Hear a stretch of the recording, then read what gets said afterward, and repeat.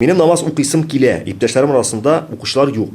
Хәтта белсәләр дә, алар мине аңламаслар төсле. Намаз, әлбәттә, инде ул һәрбер кешенең шәхси эше, аның һәм Аллаһ Тәгалә арасында булган эше.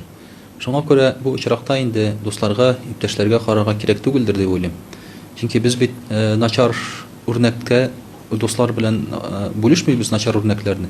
Шуңа күрә инде бу очракта да изге эшләр эшләгәндә, яхшы эшләр эшләгәндә үзеңгә аерым башларга кирәк. Һәм бигрәк тә инде кыю кешеләр, үзләренә ышанган кешеләр, алар бер вакытта кешегә карамыйлар.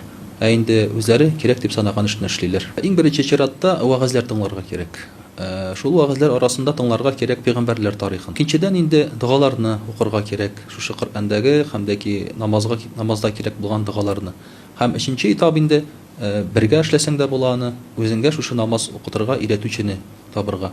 Моны инде киңәш итәм мәчеттән эзләргә. Чөнки интернеттан идән караган вакытта төрле мәсхәфләр булырга мөмкин. Һәм мәчеткә барып мөрәҗәгать иткәндә монда инде ышанычлырак һәм дөресрәк була.